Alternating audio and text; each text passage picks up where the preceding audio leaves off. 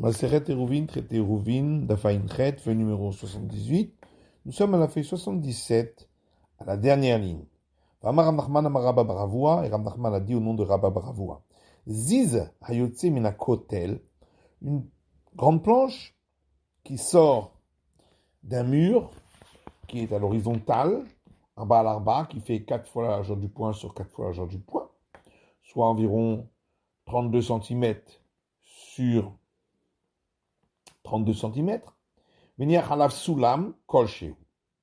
Si on y a apposé une échelle qui est même très étroite, mirato, on a pu ainsi réduire la hauteur du mur. Si le mur faisait 10 largeurs du poing et qu'il séparait entre deux cours, ça permet à l'une des cours de pouvoir accéder en haut du mur et pouvoir utiliser, même si elle n'a pas fait le hérouve avec la cour d'à côté, puisqu'il y a ce mur qui les sépare.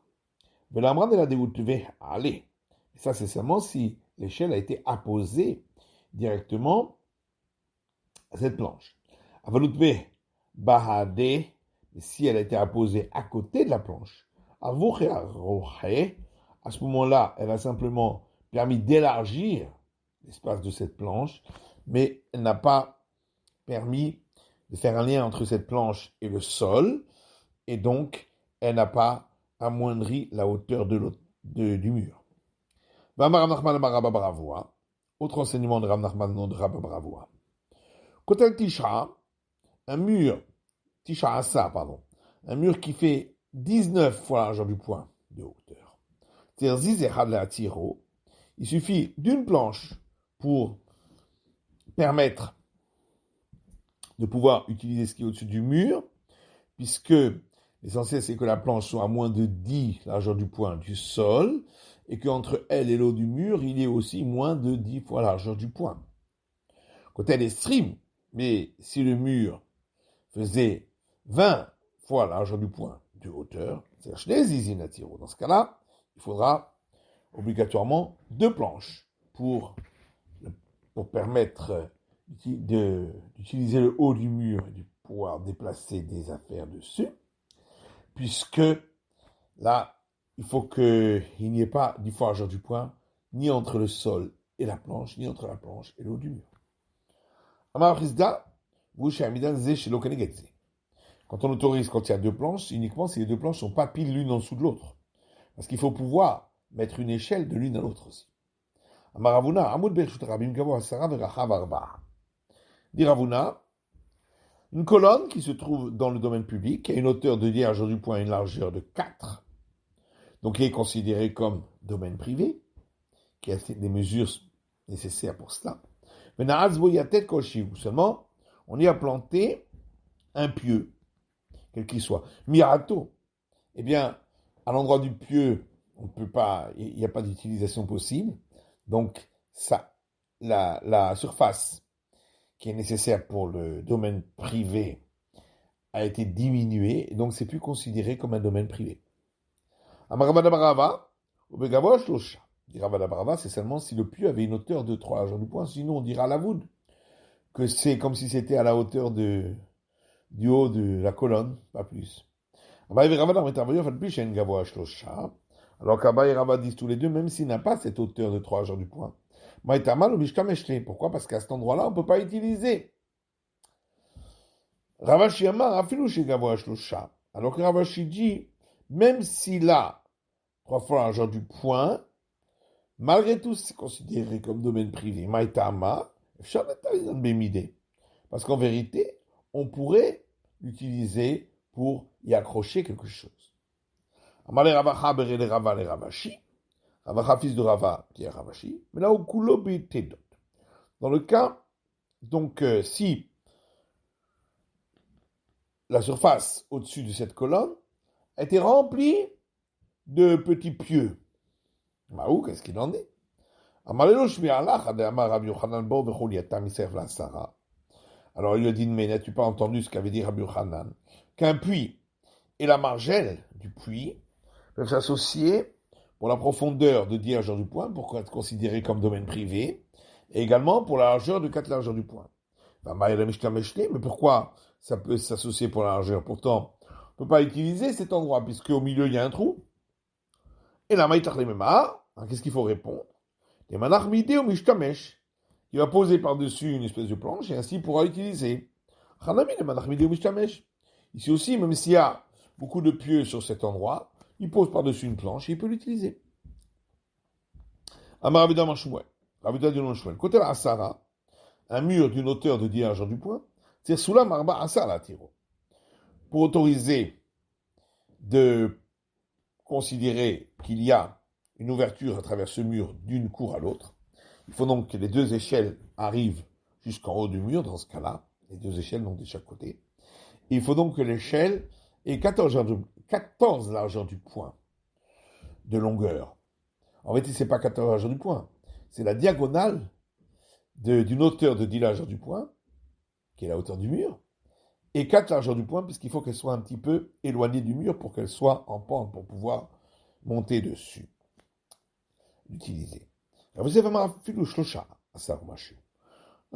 Yosef dit même si c'était 13 et un tout petit peu, parce qu'en vérité, l'essentiel, c'est qu'elle arrive à moins d'une fois la largeur du poing du haut du mur. Il dit même si c'était que 11 et un tout petit peu, l'essentiel, c'est qu'il y ait moins de 3 largeurs du poing pour qu'on puisse dire la voûte. Cet endroit est considéré comme comblé. Ravuna Bered Rabusha Marafilu Shiva Omashéou. Et Ravuna fils de Rabusha dit même si l'échelle faisait uniquement 7 largeurs du poing un tout petit peu, parce que d'après lui, l'échelle peut être même mise à la verticale. Et dans ce cas-là, elle arrive à moins de 3 largeurs du poing du haut du mur. Et donc on dira à la voûte que c'est comblé. Amar Absalom Zakouf Memaet Gmara.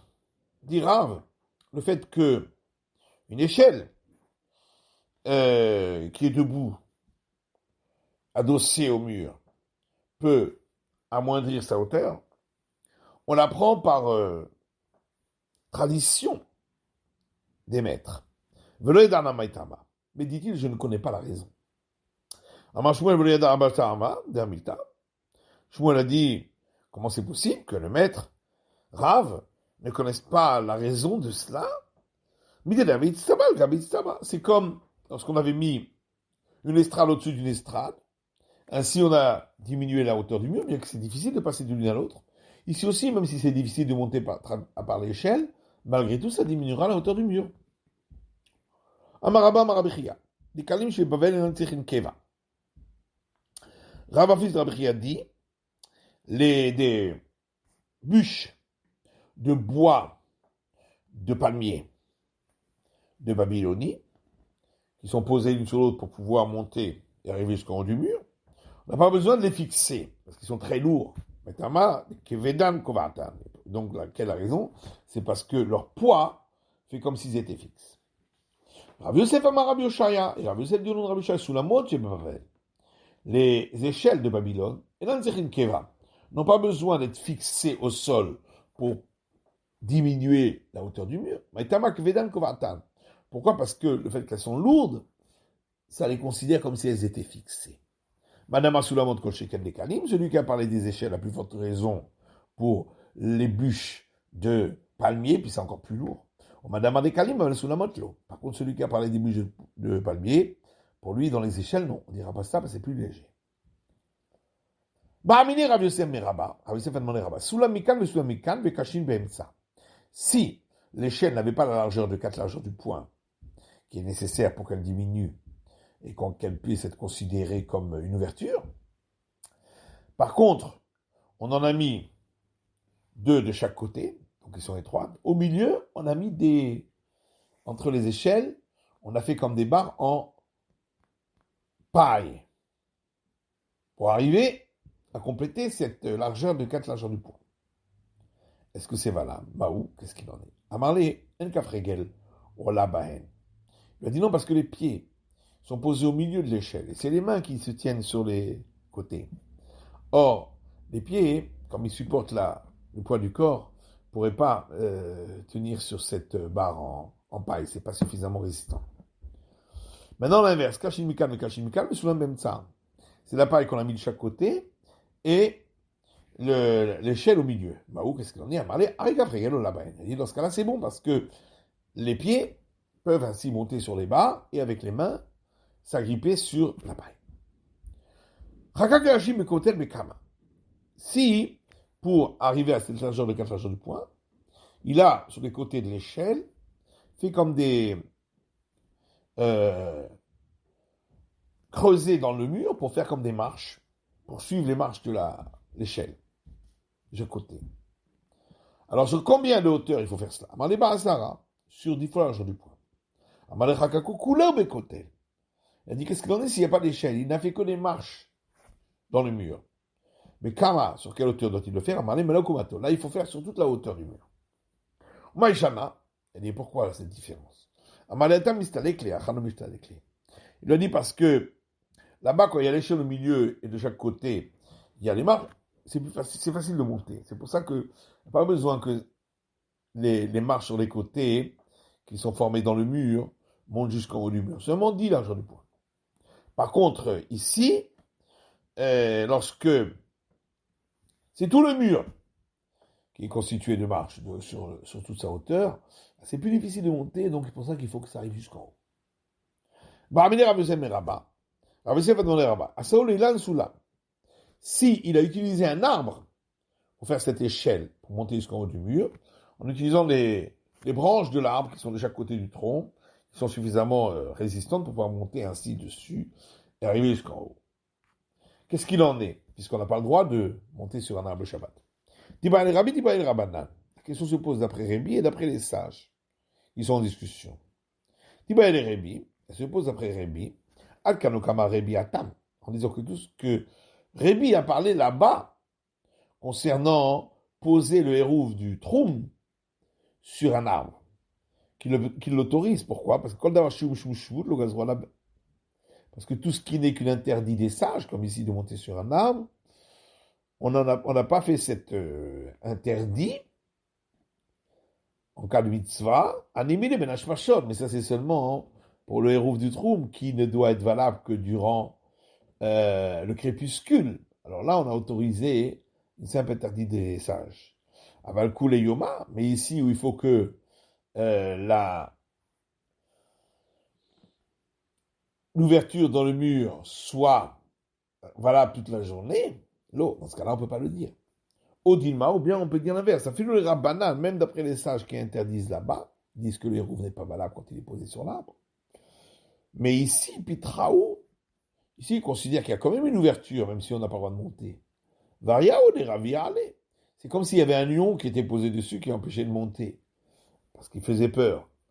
Mais en réalité, ça n'a rien à voir avec le fait que c'est une ouverture dans le mur, même si, pour des raisons annexes, on ne peut pas l'utiliser. Maintenant, qu'est-ce qu'il en est si on a utilisé un arbre d'idolâtrie, idolâtré, comme échelle? Qu'est-ce qu'il en est? Tiba el Rabuda, Tiba el Rabanan. La question se pose d'après Rabuda et d'après les sages qui s'opposent ensemble, entre eux. Tiba el Rabuda, la question se pose d'après Rabuda. Adkanokama Rabuda Atam. Tout ce que Rabuda a parlé, c'était là-bas concernant poser le hérouve pour le trou sur une tombe. Or, on n'a pas le droit de tirer profit d'une tombe. Mais simplement, ici, il ne s'agit pas de tirer profit, simplement d'y constituer son endroit du Shabbat. C'est pour ça que c'est permis.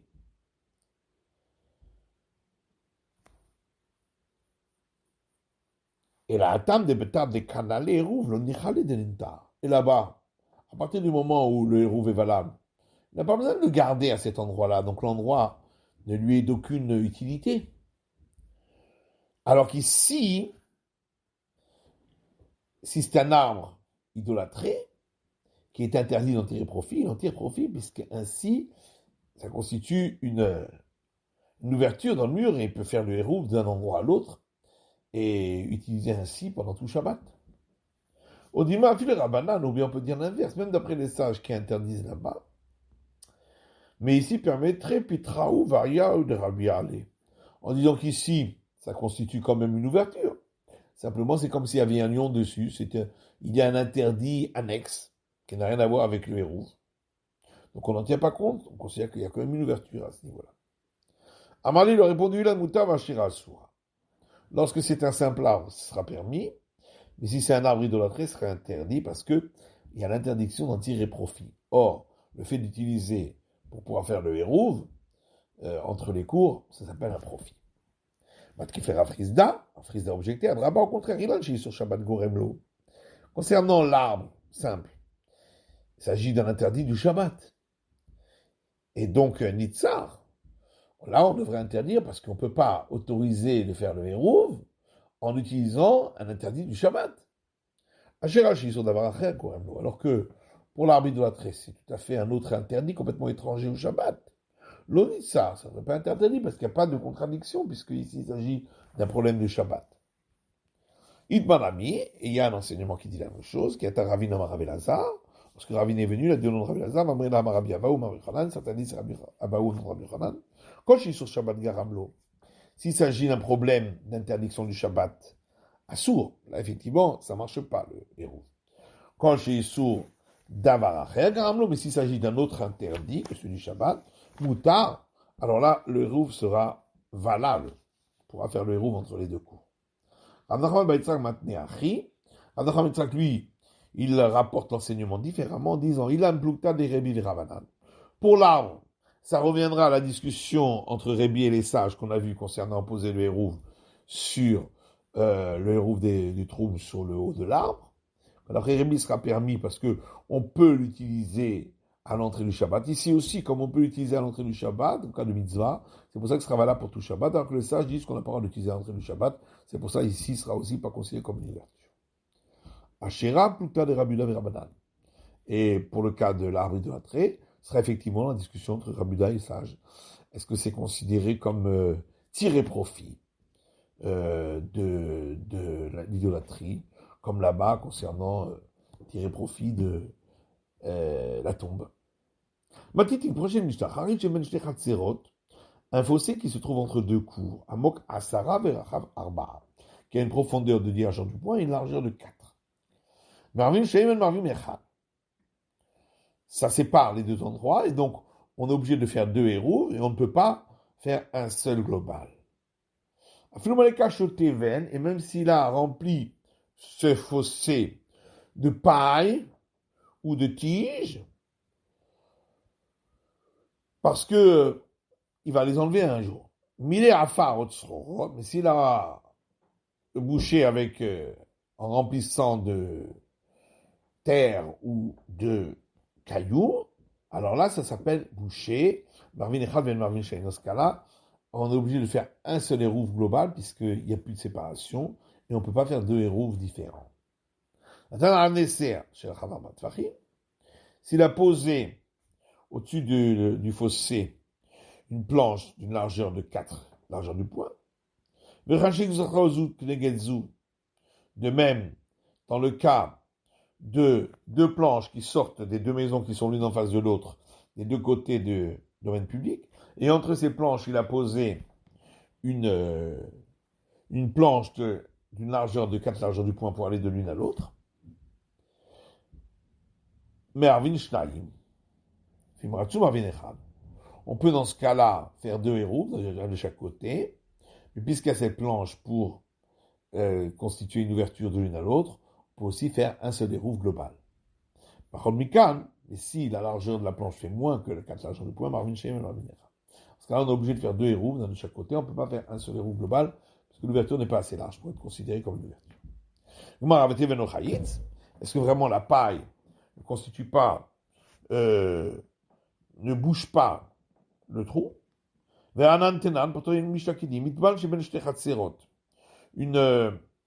Un monticule de paille qui se trouve entre deux cours, d'avoir Sarat Fahim, d'une hauteur de 10 largeurs du point, mais Arvin Shem et Marvin Echad, on est obligé de faire deux hérouves, un de chaque côté, on ne peut pas faire un hérouve global pour les deux. Donc on voit que même la paille, ça constitue une séparation. Alors Rabbi dit effectivement, concernant la séparation, tout le monde est d'accord que c'est une séparation. Ici, il s'agit du problème de boucher un trou qui existe déjà. Si on va le laisser là-bas définitivement, ça bouche. Si c'est pas fait pour être définitivement là-bas, eh bien, ce ne sera pas considéré comme si ça avait été bouché. C'est la fin de l'étude de la feuille numéro 78.